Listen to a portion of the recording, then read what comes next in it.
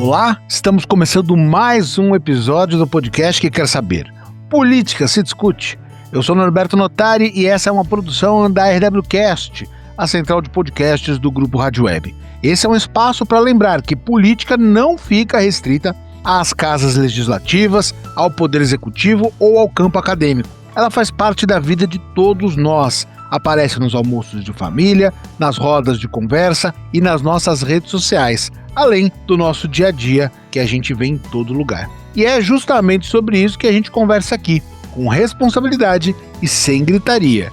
Se você gosta do podcast, avalie com 5 estrelinhas lá no Spotify e compartilhe com amigos e familiares. Assim, essa discussão chega mais longe. No Política se Discute, a gente sempre lembra que política está em tudo. E nesta semana tivemos um exemplo claro disso na ciência. A Câmara aprovou um projeto que pode garantir aos pesquisadores bolsistas acesso à Seguridade Social, incluindo aposentadoria, licença maternidade, cobertura em casos de doença e incapacidade temporária. Depois de décadas de discussão, milhares de brasileiros se dedicam anos à pesquisa científica, podem passar a ter proteção básica dependendo das próximas etapas legislativas. É um avanço concreto que mostra como a ciência e a política estão sempre integradas. Decisões políticas definem-se que quem produz conhecimento terá segurança para continuar fazendo isso. Para essa semana eu recebo hoje o deputado federal Ricardo Galvão, da Rede de São Paulo, ele que é relator desse projeto aprovado na Câmara, deputado professor do Instituto de Física da Universidade de São Paulo, integrante da Academia Brasileira de Ciências, ex-diretor do Instituto Nacional de Pesquisas Espaciais, o INPE, e do Centro Brasileiro de Pesquisas Físicas, além de ter presidido o Conselho Nacional de Desenvolvimento Científico e Tecnológico, o CNPq, ou seja, alguém que conhece profundamente a ciência brasileira e as políticas que a envolvem. Deputado, seja muito bem-vindo. Muito obrigado pela participação aqui. Muito obrigado a vocês pelo convite. É uma satisfação poder prestar alguns esclarecimentos. Para começar aqui o nosso papo, a pergunta que dá nome ao nosso trabalho. Política se discute? Política se discute, claramente, porque as decisões políticas são muito importantíssimas na formulação de políticas públicas do Brasil, de um país em geral, que afetam a sociedade.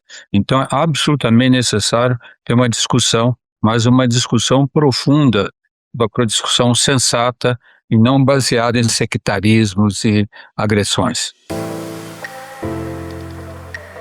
Certo. E a gente chamou o senhor para falar um pouquinho sobre vários temas do nosso país, e agora o senhor que relata um projeto voltado aí aos bolsistas, aos acadêmicos, corrige uma distorção histórica ao incluí-los na Previdência agora, né? Depois de 4 décadas, mais ou menos, de debate, esse avanço só aconteceu agora, né? E por que aconteceu só agora e por que qual o impacto concreto na vida desses pesquisadores? Essa é uma pergunta muito relevante. Na realidade, os bolsistas de pós-graduação, eles poderiam, no passado, se quisessem, né, recolher recursos para o INSS como contribuição voluntária, né? Mas isso não se verificava, a não ser casos excepcionais, porque os valores das bolsas são muito baixos. Por exemplo, uma bolsa de mestrado, embora em São Paulo o valor seja maior, para o CNPq ACAPES, que atende todo o Brasil, o valor de uma bolsa de mestrado é R$ 2.100. Uma bolsa de doutorado, R$ 3.100. Imagine um engenheiro formado numa escola de engenharia importante, famosa, mesmo que ele tenha uma vertente para fazer pesquisa, deixar de ir a trabalhar em empresas para fazer pesquisa ganhando R$ 2.100. Né? Então, se ele tivesse ainda que recolher como voluntário, fica praticamente inviável. Então, isso sempre foi a queixa dos bolsistas de pós-graduação. Eles queriam ter a possibilidade de serem inscritos no Sistema Geral de Previdência Social, pagando o que fosse compatível com o valor da bolsa que não decrescesse. E a luta sempre foi, Norberto, que quando se paga uma pessoa como empregado, é necessário fazer a contribuição patronal. E a contribuição patronal não é fácil. E agências de fomento como o CNPq, a CAPES, as fundações estaduais, não são patrões. porque a bolsa não configura um vínculo empregatício, ela é um valor para dar para os alunos estudar. E isso sempre foi o nó da questão. Como colocar a obrigação patronal se eles não estão fazendo um trabalho com vínculo empregatício, né? Então, a solução que nós conseguimos, né? Porque esse projeto de lei, na verdade, vem desde 2013, mas ainda não era pautado na Câmara, né? Porque a solução que nós encontramos é, mais ou menos, seguir o que acontece para os médicos residentes. Os médicos residentes também recebem uma bolsa, né?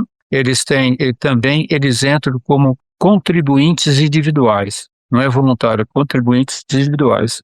E eles pagam um valor fixo da bolsa que recebem. Nós seguimos uma lei semelhante, propusemos uma coisa semelhante. Os bolsistas recolherão como contribuintes individuais, mas pagando 11% do valor do salário mínimo, e não um percentual da bolsa que recebem. Então, primeiro, se decresce o valor que eles têm que pagar. E segundo, nós provemos na lei que no próximo ano fiscal, após a aprovação da lei, as agências de fomento conseguirão recursos dos seus orçamentos para que não haja decréscimo do valor da bolsa. Então, vamos ser práticos. Por exemplo, o aluno que recebe R$ 2.100, no ano que vem ele vai continuar como bolsista recebendo R$ 2.100, mas ele terá que pagar, porque será descontado da bolsa dele, 11% do valor do salário mínimo. Então, a agência de fomento, CAPES, CNPq, tem que prover pelo menos um aumento no valor da bolsa para que cubra esse valor, esse decréscimo. E é importante, porque tem muitos pesquisadores, o Brasil é um celeiro de pesquisadores, né, de alta qualidade, e muita gente que tem esse desejo de permanecer no ambiente acadêmico por muito tempo. Tem alguns que preferem já ir para campo e tudo mais, só que precisam de um aporte, né? E você investir no pessoal, né, investir nesses pesquisadores, de alguma forma investe no país, na pesquisa do país, e leva o país para fora, né, doutor Ricardo? Não, isso é muito importante que dissesse, Norberto, e eu vou um pouquinho mais além, né? Não é só aqueles que querem se formar mestres e doutores para continuar na academia. Há aqueles que vão ser mestres ou doutores e que vão sim para o setor produtivo não acadêmico, para empresas e indústrias, né? Pra você ter uma ideia, eu sou físico, né? Nos Estados Unidos, 80% dos doutores físicos não estão na academia, estão trabalhando no setor produtivo não acadêmico, porque na situação atual que nós temos da economia do conhecimento, eles sabem perfeitamente que se não investirem em inovação, usando o que nós chamamos de inovação acionada pela ciência, eles não vão ter nenhum futuro estratégico, uma sobrevivência estratégica nesse cenário de economia do conhecimento. Então, na China, por exemplo, a China tem da ordem de 0,7 doutores, 0,7% de doutores na sua população. Nós temos 0,2% só.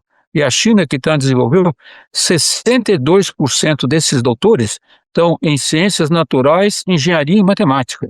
Então, a razão do progresso chinês é isso. Nós temos no Brasil uma deficiência especialista em tecnologia da informação acima de 150 mil. Então, nós não vamos ter um desenvolvimento moderno, baseado no desenvolvimento científico, sem ter doutores também nas empresas. E as empresas envolvidas em inovação. Parar com aquele paradigma que existia antigamente de importar tecnologia e adaptar aqui no Brasil. Isso não pode mais. O Brasil não vai sobreviver assim. O Brasil sobreviverá se tiver empresas investindo fortemente em inovação baseada na ciência. Qual a importância do ambiente político para se debater esses temas como pesquisa, ciência e tecnologia, levando em conta o que aconteceu alguns anos atrás, quando o próprio poder público, executivo, aviltou e atacou tanto essas áreas? Essa é uma pergunta bastante relevante também, não é? A política é absolutamente essencial, pois é claro que as coisas muito simples, Vamos ver, por exemplo, o orçamento da CAPES do CNPq, que tem que ser aprovado no Congresso, né?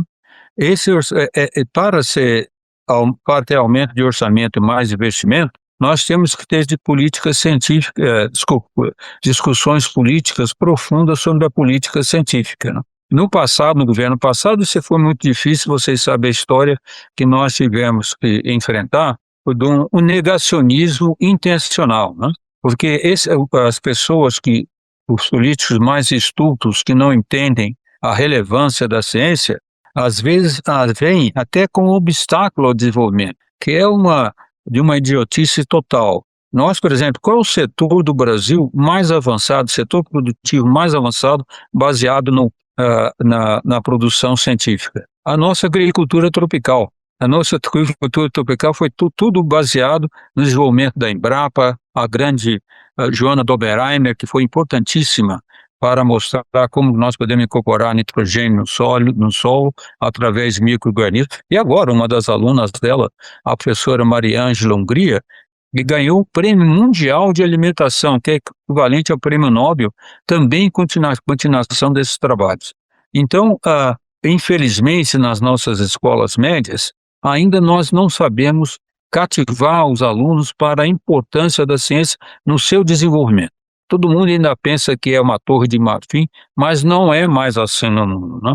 Então, essas discussões políticas são importantes. Eu devo dizer, fico satisfeito até ontem, quando nós aprovamos essa lei que permite os bolsistas serem inscritos no Sistema Geral de Previdência Social, que eu tive também apoio das pessoas de direita e extrema-direita. Eu fui conversar com eles, entenderam a importância.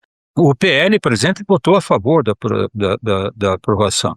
Mas para que essa discussão política seja viável, Norberto, é necessário que nós deixemos de lado esse sectarismo que nos atrapalha tanto, essa divisão, essa polarização enorme, e aprendamos cada vez mais a discutir dentro da civilidade republicana.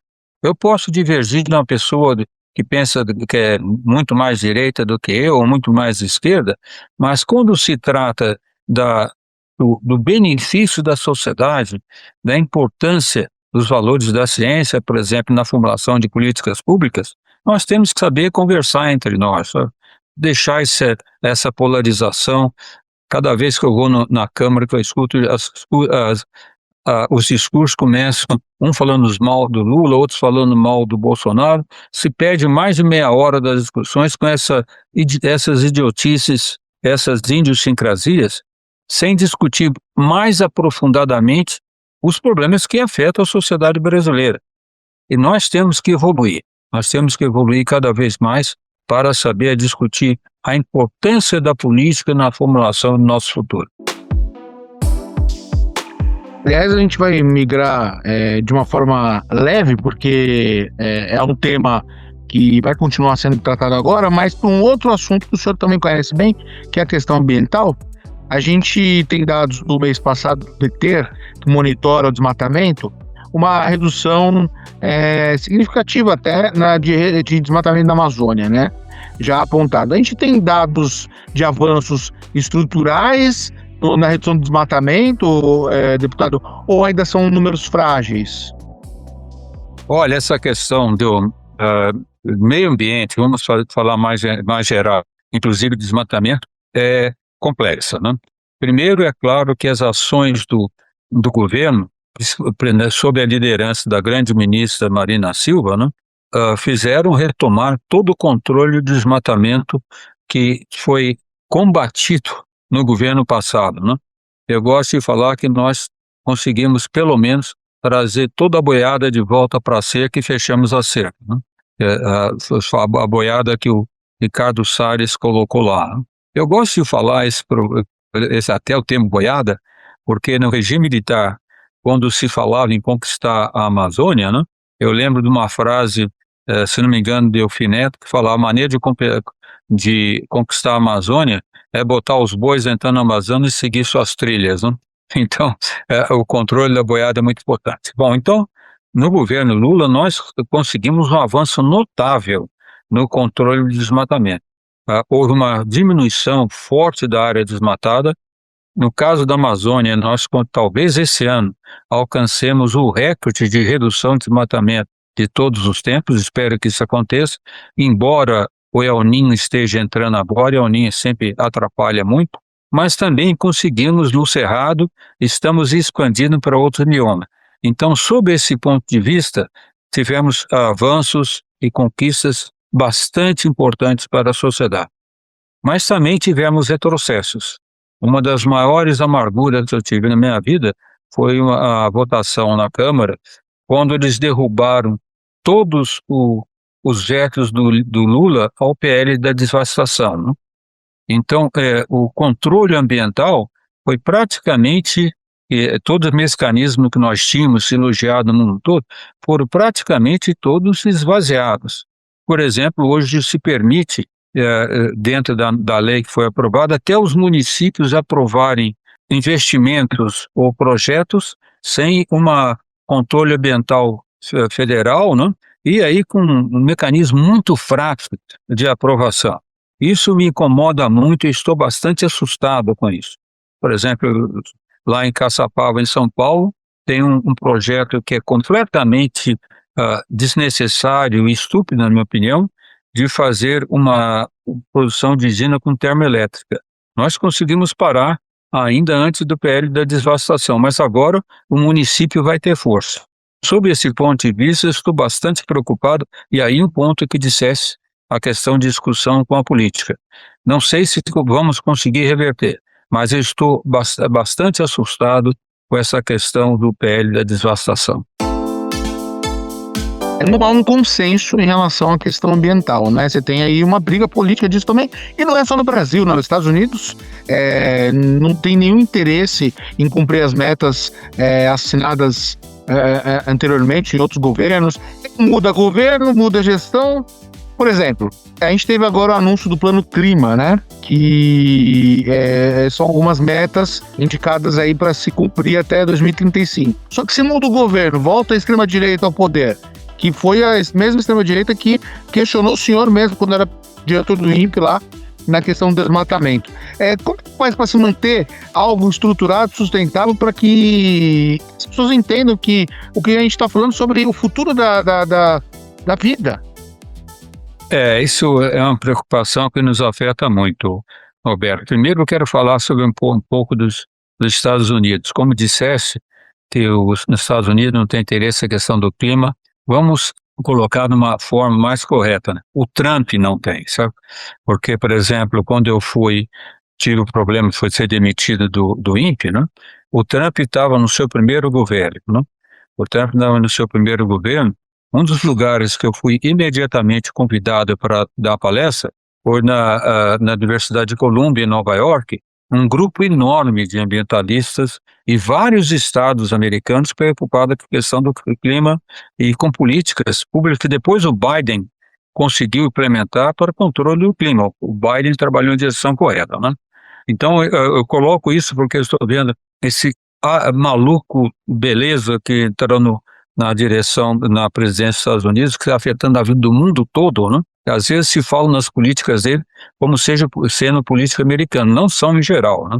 Inclusive nós temos estados americanos que estão lutando bastante contra a política ambiental do Trump. Mas então, primeiro colocar esses pontos claramente.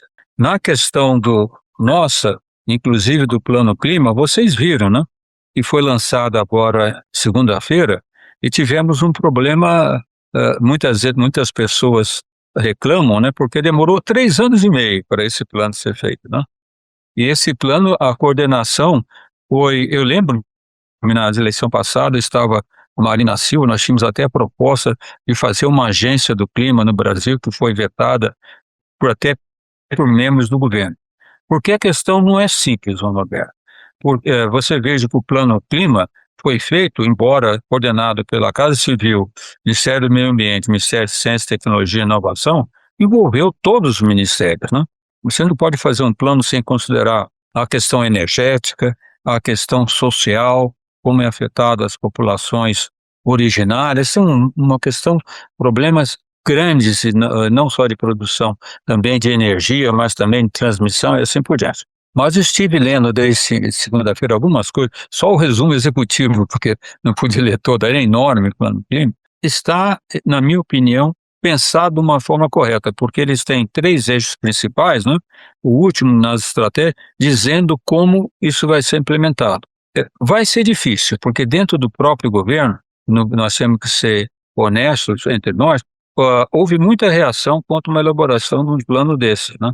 Por exemplo, o MAPA, o Ministério da Agricultura, teve reações que foram forçadas por grupos que talvez não entendam a questão do clima, né? Mas eu tenho, Norberto, uma esperança, talvez, espero que não seja ingênuo, que consigamos implementá-lo. Por exemplo, na questão da agricultura que estamos a falar agora. Eu estive no ano passado, começo do ano passado, visitando Ouro Verde, em Goiás, que é no sul de Goiânia, mais para o sul de Goiânia. Eu fiquei impressionado com o número de agricultores que já estão preocupados com a agricultura regenerativa. E também a Associação Floresta, Pecuária, Agricultura.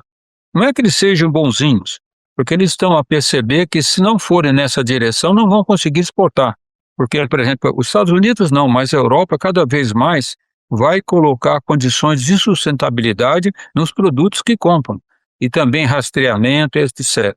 Então eu tenho esperança que esse plano clima possa ser implementado, embora, é claro, nós estejamos no final de governo. Eu preferiria que tivesse saído depois do segundo ano de governo, para que pudesse ser implementado ainda ao longo do governo Lula.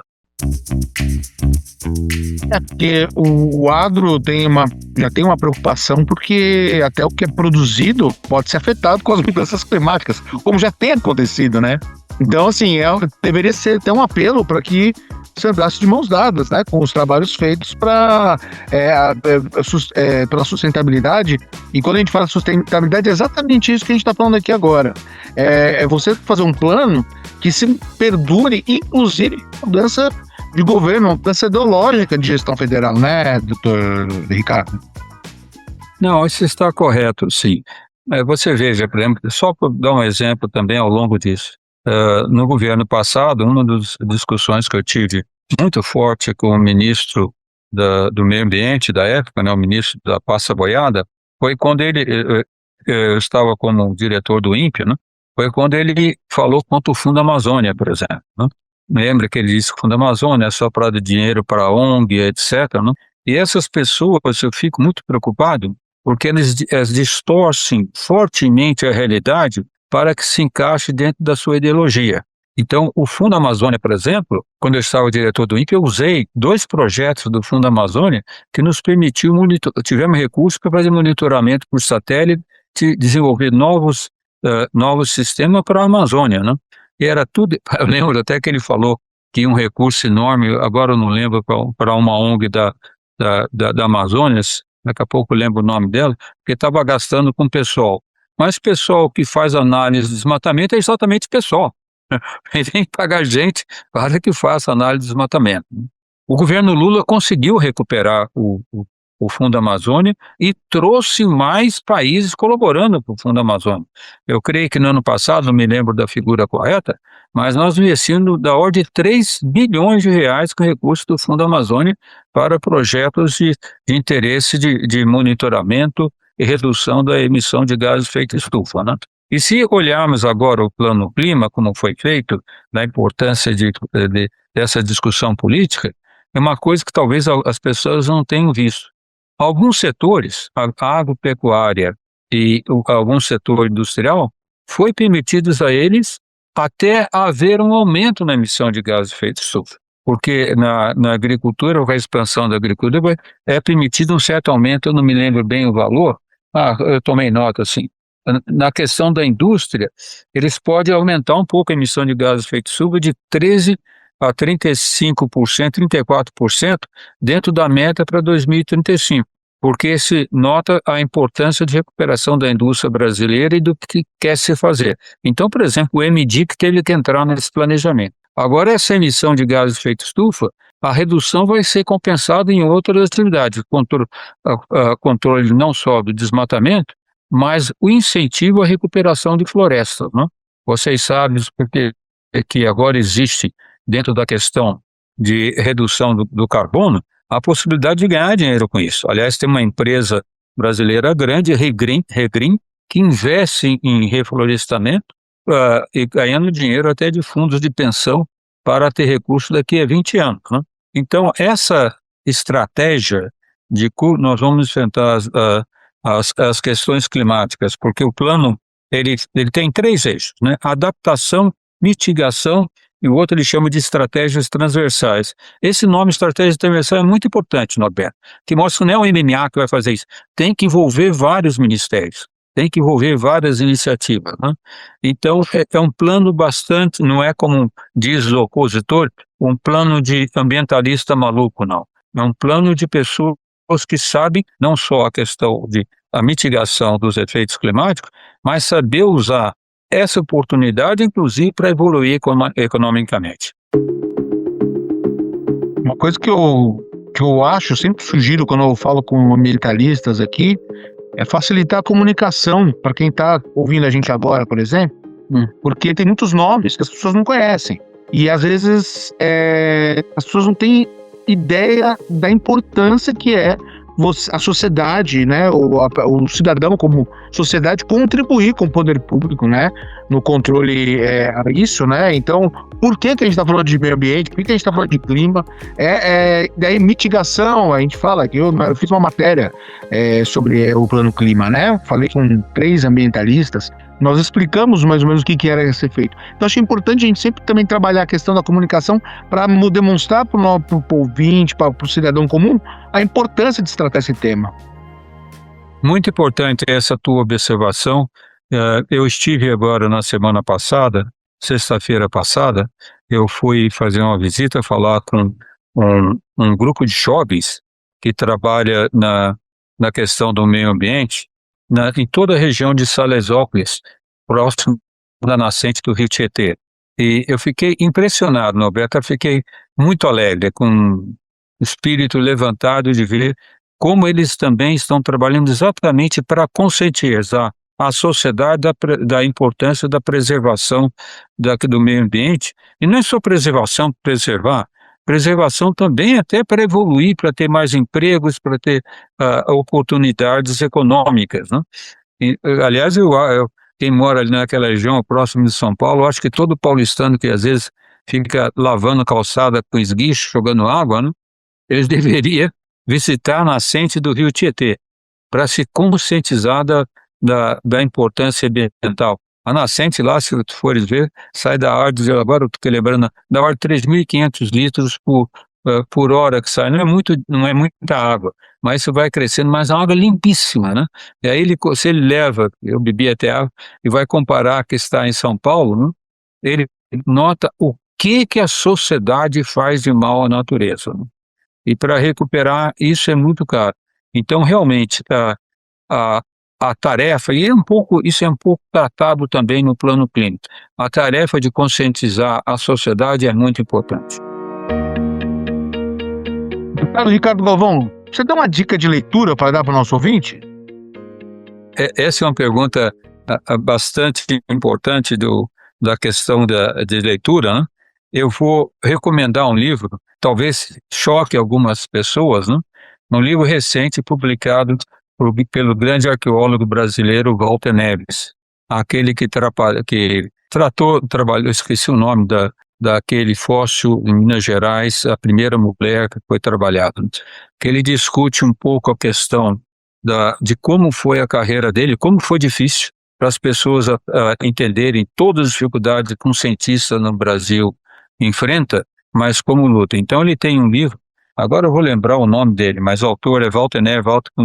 É um livro, uma história que ele conta, foi publicado esse ano, que ele conta como foi a sua carreira.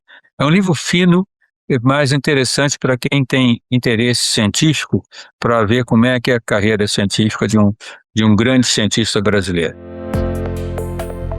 Eu conversei com o deputado federal Ricardo Galvão, ele que é da Rede de Sustentabilidade, ele que é cientista, físico, e também já foi diretor do INPE. Obrigado pela tua participação, professor Ricardo. Obrigado por ter nos atendido e conversado com a gente aqui. Obrigado por esse convite. E eu sempre gosto de mencionar que mesmo a evolução científica no mundo todo, na história da humanidade, esteve associada a questões políticas, né? Então, discutir isso é muito importante. Às vezes, a ciência influencia decisões políticas e, às vezes, questões políticas influenciam na evolução da ciência. Então, ter uma discussão aberta, com a mente aberta, para tratar desses assuntos é muito importante. E para você, política se discute? Lembre de avaliar o podcast lá no Spotify e de contar para os amigos e familiares que a gente está por aqui. Grupo Rádio Web, produção e apresentação, Norberto Notari. Edição de áudio, Mário Melo. Coordenação da RWCast, Rafaela Martinez. Gerência de conteúdo, Mariana de Freitas. Direção de jornalismo, Daniela Madeira.